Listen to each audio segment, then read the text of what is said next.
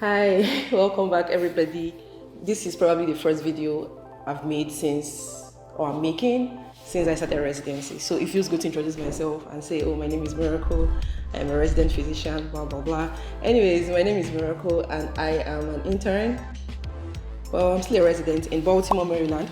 So I just realized that this is August and this is time to talk about like applications. People are applying, people have tons of questions, and I've been getting a few. So I just thought about making this video on what I think you should be thinking or have locked down by August. This is August 20 something. When you're in residency, you don't keep a sense of days and dates and stuff. So first things first, I would start with the things that are dependent on people. Things like your letters of recommendation. You need people to write them, right? And it's not just your time. You might wish that they get uploaded today, but then the person has like tons of things that they're doing. So I think that your letter should be one of the first things that you're chasing. By now, ideally, but if you've not, it's not too late. You should have identified who are your potential letter writers.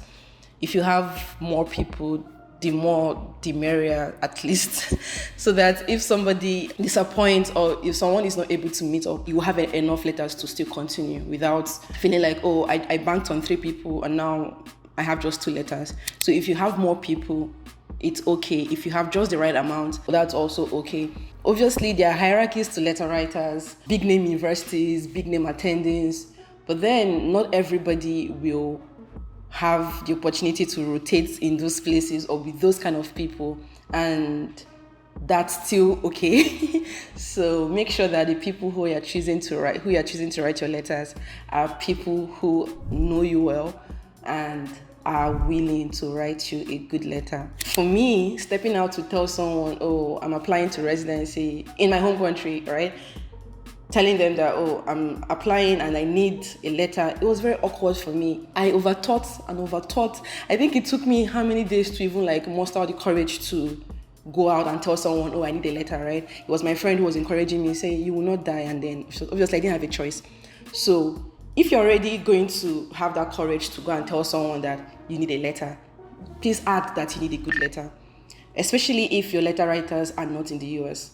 If they are not US attendings, then they might not be very familiar with the match process, the competitiveness of it all, and what a good letter should sound like. Letters of recommendation will probably be different in your country. So I think that you should do the homework for them. Talk to them, meet with them, tell them that this is important to you, that these people value the words of their colleagues. So do your homework by going online to check what does a good letter look like? What are the kind of phrases that should be included in a good letter? Help them. I've also heard that it's also nice to have like an introduction in the first paragraph, at least telling whoever is going to read this letter, oh, I am this, what gives this person the authority to write your letter? So I am an attending so in internal medicine, surgery, blah, blah, blah. I work with residents, I work with medical students, or I've been working with medical students or residents for the past 10 years, 5 years, 20 years, or I rotated with this person from so time, or this person worked in my department. Like, let them introduce who they are, their relationship with you, the kind of hospital or even the kind of setting that they met you at also helps. It gives people the idea of the volume of that hospital and the size and stuff like that. It's just always going to be a nice way to start. They have to make you look good. I'm saying this assuming that you are actually good, not that people should come and lie on paper on your behalf. But if they're going to stick their neck out to recommend you, then they should make it look good. So that's the first thing. So make sure it's people who are comfortable enough. If they're not going to be able to, it's okay for them not to. But I feel like a normal letter is okay, but a bad letter is always going to be a bad letter, okay? And make sure that if you're already going to talk to somebody to write your letter, they have to be willing to write you a good letter, okay? One question I get often is, are home country letters okay? Yes, they are. I applied with 2 home country letters with the consultants that I worked with. I felt like could vouch for me, and they did. So it does not have to be US letters, but obviously US letters are going to be better, but if you're not able to get that, that's fine. Then the second thing I'll talk about is your photos.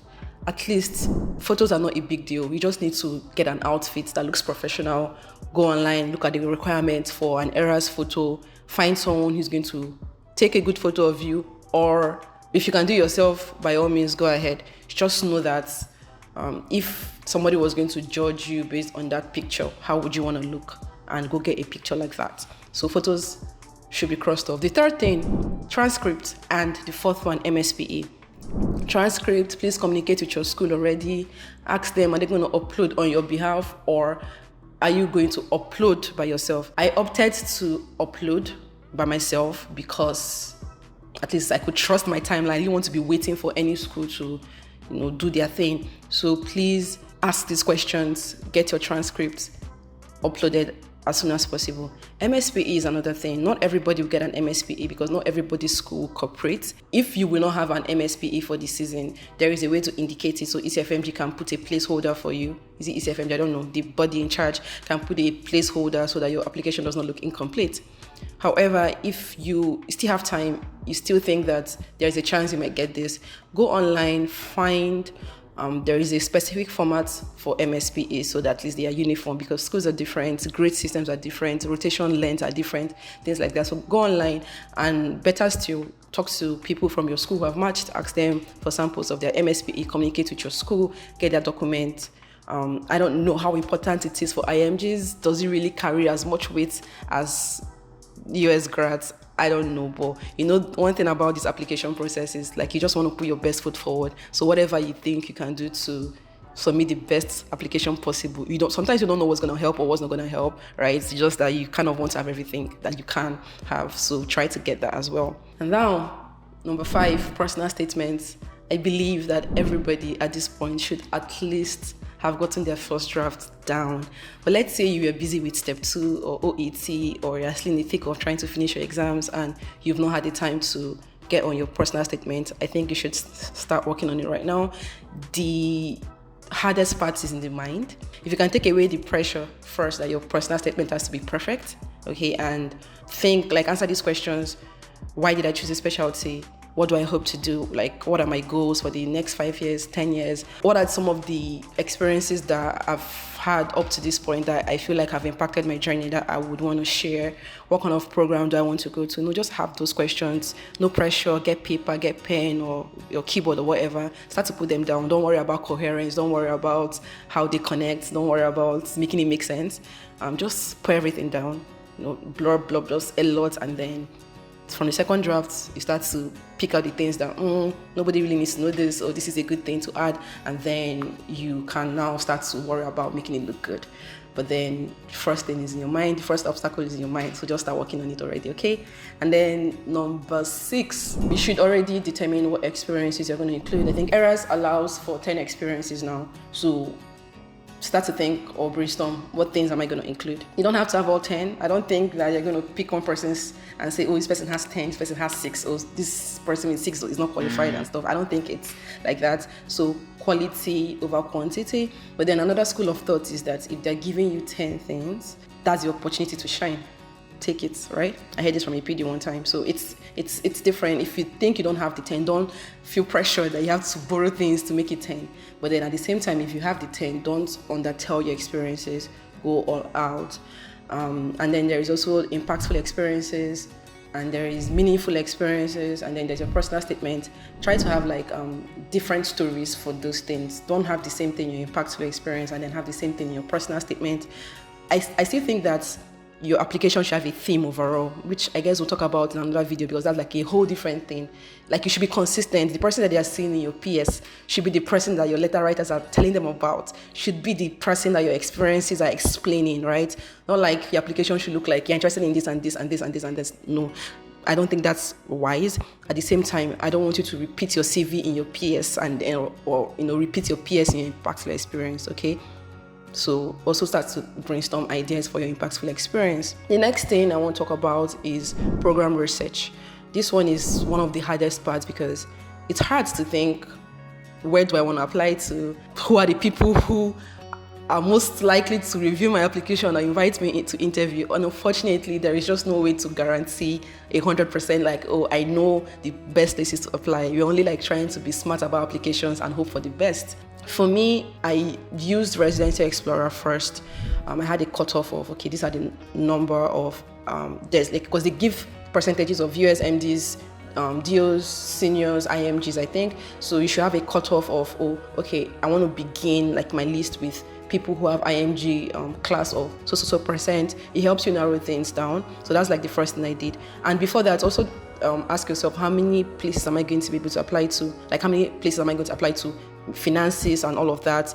Make that decision. So I did that first, then use Residency Explorer. At the time, it was still a long list that I still wanted a way to cut down. And because I was so overwhelmed, I went with Match Your Resident. I think this program research thing should be like a whole different video, but I just want to talk about it like in brief.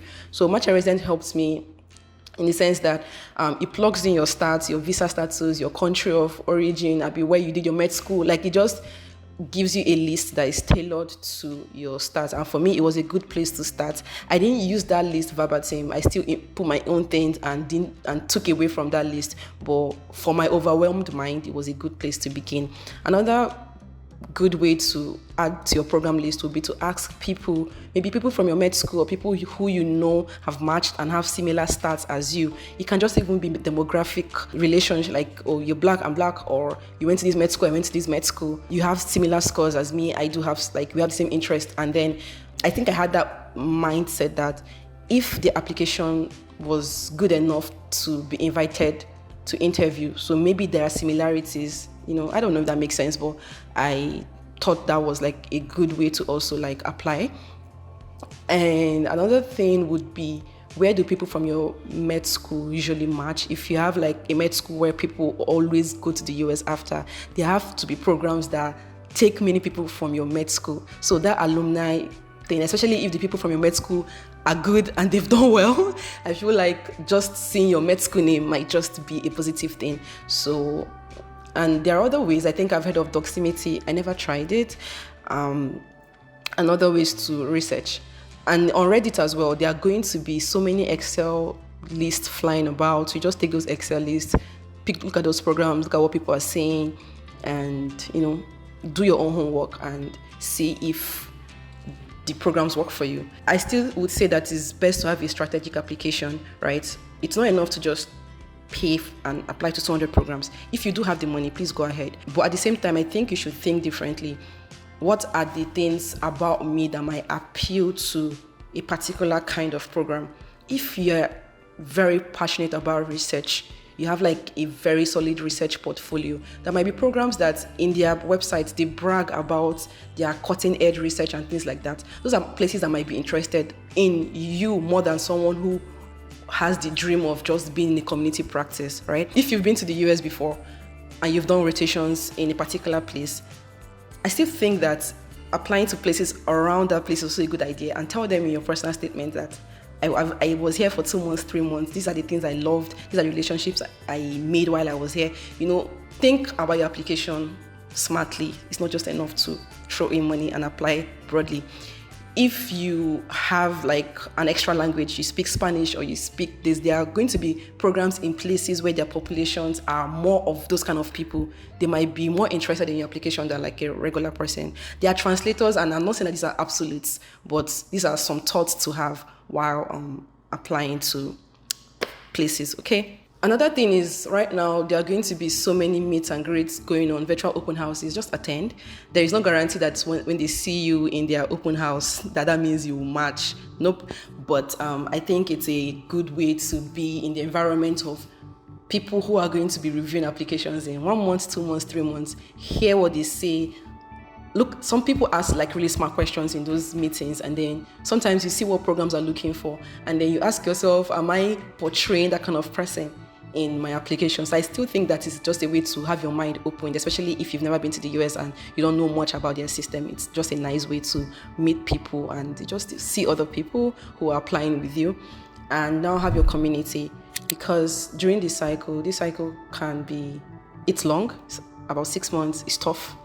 You doubt yourself, you overthink a lot of things, and it's nice to have people who are doing this thing with you.